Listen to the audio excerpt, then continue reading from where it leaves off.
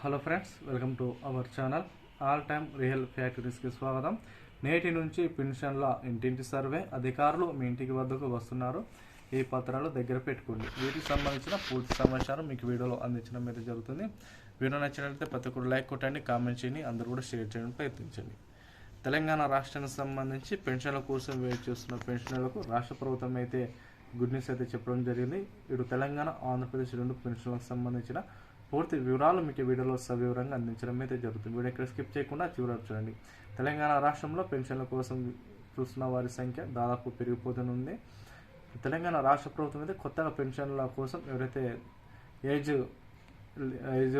ఉండి వాళ్ళు పెన్షన్ కోసం దరఖాస్తు చేసుకుంటున్నారో వారికి ఒక గుడ్ న్యూస్ అయితే చెప్పడం అయితే జరుగుతుంది. మొదటగా పెన్షన్ల కోసం చూసుకున్నట్లయితే తెలంగాణ రాష్ట్రంలో ప్రజాపాలన మనకు ఆల్రెడీ పెట్టిన విషయం తెలిసిందే. ఆ ప్రజాపాలనలో దాదాపు 2 లక్షల పెన్షన్లు అనేటివి అప్లికేషన్స్ వచ్చాయని కూడా రాష్ట్ర ప్రభుత్వం అయితే చెప్పడం అయితే జరిగింది. 2 లక్షల పైగా అప్లికేషన్స్ ఏవైతే దరఖాస్తులు వచ్చాయో వాటన్నిటినీ ఒకసారి ఏరివేసిన తర్వాత, అంటే ఎవరైతే అనర్హులు ఉన్నారో వాటిని సపరేట్ చేసి అర్హులైన వారికి దాదాపు 2 లక్షల పెన్షన్లు అనేటివి మందికి ఈ యొక్క జూన్ 2వ తారీఖున విడుదల చేయడం అయితే జరిగిందని చెప్పుకోవచ్చు. చాలామందికి పెన్షన్ అయితే రాలేదని చెప్పడం అయితే జరిగింది. వాటి పెన్షన్ ఎందుకు రాలేదు, వాటికి సంబంధించిన వివరాలు కూడా మీకు వీడియోలో అందించడం అయితే జరుగుతుంది.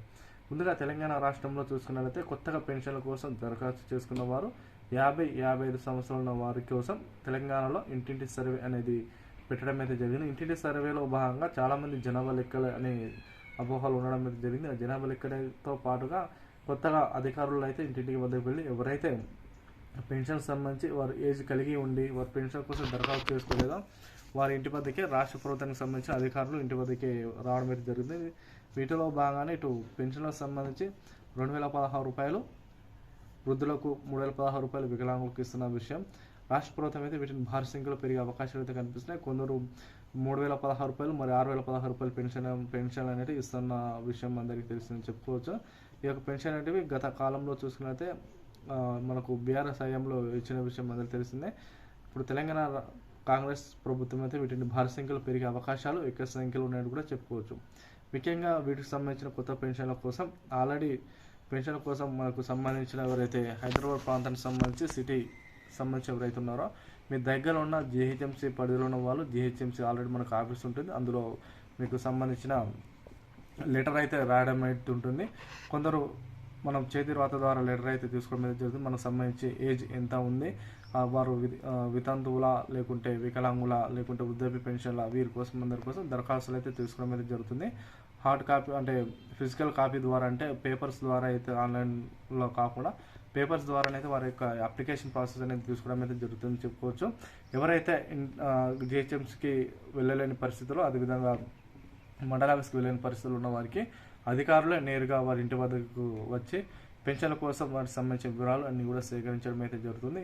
ఈ సమయంలో వారు కొన్ని పత్రాలు అడగడం అయితే జరుగుతుంది. ఆ పత్రాలకు సంబంధించిన వివరాలు ఒకసారి మీకు వీడియోలో అందించడం అయితే జరుగుతుంది. ఆ పత్రాలకు సంబంధించి మొట్టమొదటిసారిగా వారికి కావాల్సినది ఏంటంటే, మనకు పెన్షన్ కోసం అర్హుడుగా భావించాలంటే కంపల్సరీగా మనకు వాటికి సంబంధించిన ఏజ్ అనేది ఉండడం అయితే జరుగుతుంది. మన ఏజ్ పరంగా చూసుకున్నట్లయితే వృద్ధులకు సంబంధించి ఎవరైతే ఉన్నారో వాళ్ళకు 50-55 సంవత్సరాలు పైబడిన వారందరూ కూడా పెన్షన్లు అయితే రావడం అయితే జరుగుతుంది. వికలాంగులు చూసుకున్నట్లయితే 40% పైగా వికలాంగులు, అంగవైకల్యం కలిగిన వారికి, వితంతువులు ఎవరైతే ఉన్నారో వారు 25 సంవత్సరాల వయసు నుండి వితంతువులు విడో పెన్షన్ అనేది కూడా రాష్ట్ర ప్రభుత్వం అయితే ఈ యొక్క ఏజ్ ఉన్న వారికి ఈ యొక్క వితంతు పెన్షన్ అనేది ఇవ్వడం అయితే జరుగుతుంది. బీడీ కార్మికులకు, నేత కార్మికులకు, అదేవిధంగా గోడన్నలకు పెన్షన్లకు అనేవి కూడా రాష్ట్ర ప్రభుత్వం అయితే ఇస్తున్న విషయం మనకి తెలిసిందే. వీటిలో భాగంగానే ఓటర్ ఐడి లేదా మీ యొక్క ఓటర్ ఐడి అయితే మస్ట్ అండ్ షుడ్, వీటితో పాటుగా ఆధార్ కార్డు అయితే మీ యొక్క ఏజ్, మీ యొక్క వయసు నిర్ధారిస్తారు. కాబట్టి ఈ యొక్క పత్రాలు అయితే తప్పనిసరిగా పెట్టుకోండి.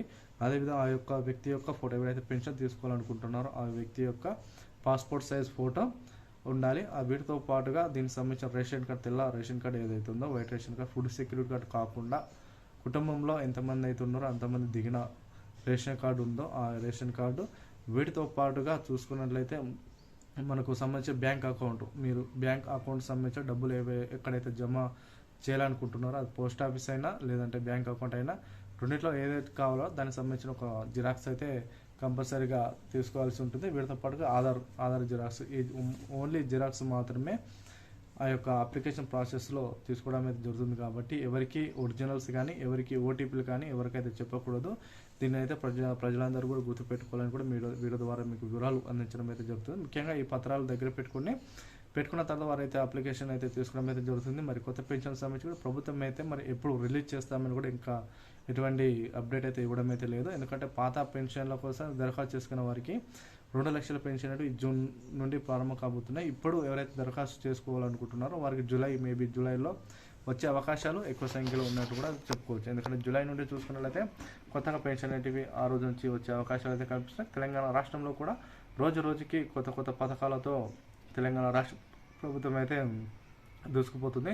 మహిళల పట్ల కూడా రాష్ట్ర ప్రభుత్వం అయితే ఆల్రెడీ స్త్రీ రైడ్కి సంబంధించి చూసుకున్నట్లయితే మనకు ఏదైతే ర్యాపిడో ఇవి ఉన్నాయో ఇవి పురుషులకే కాక మహిళలకు వారి యొక్క సేఫ్టీ పరంగా కూడా రాష్ట్ర ప్రభుత్వం అయితే కొత్తగా మహిళలకు ఈ యొక్క రైడ్ ద్వారానైతే ర్యాపిడో లాంటిది స్త్రీ వాళ్ళకు కూడా వారికి ఉపాధి అవకాశం కల్పించిన విధంగా, అదేవిధంగా వారికి సేఫ్టీ పరంగా కల్పించే విధంగా కూడా రాష్ట్ర ప్రభుత్వం ఒక వినూత్న ప్రయత్నానికి సిద్ధమైందని చెప్పవచ్చు. వీటితో పాటుగా మహిళలకు కూడా సంబంధించి స్మార్ట్ కార్డులను మనకు ఏదైతే ఉచిత బస్సు ప్రయాణంలో మహిళలందరూ కూడా ఆధార్ కార్డు ఏదైతే చూపిస్తున్నారో ఆధార్ కార్డు బదులుగా రాష్ట్ర ప్రభుత్వం అయితే మరొక స్మార్ట్ కార్డులు అనేది విడుదల చేయడానికి సిద్ధమని చెప్పుకోవచ్చు. మరి ఈ యొక్క స్మార్ట్ కార్డులు అనేది ఎక్కడ తీసుకుంటున్నారో, ఎలా తీసుకుంటున్నారో మీకు ఈ వీడియోలోనే చెప్పడం అయితే జరుగుతుంది.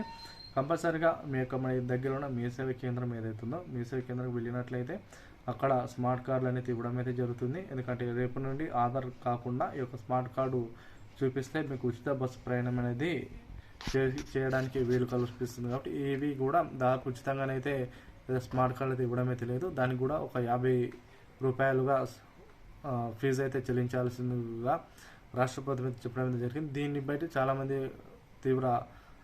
తీవ్రమైన కోపంతో ఉండడం అయితే జరిగింది. ఎందుకంటే ఉచితంగా ఆధార్ కార్డు తీసుకుంటే సరిపోద్ది కదా, మరి కొత్తగా స్మార్ట్ కార్డు పెట్టి మరి దానికి 50 రూపాయలు ఛార్జ్ చేయడం ఎందుకు అని చాలామంది దీనికి ప్రశ్నించడం అయితే జరుగుతుంది. దీనిపై మరి త్వరలోనే ప్రభుత్వం అయితే ఏ విధంగా అయితే ఇన్ఫర్మేషన్ చెప్తుందో మనం అందరూ వేచి చూడాలి. ఇక మహాలక్ష్మికి సంబంధించి 2500 కూడా ఎటువంటి అప్డేట్ అయితే ఇంకా రాలేదు.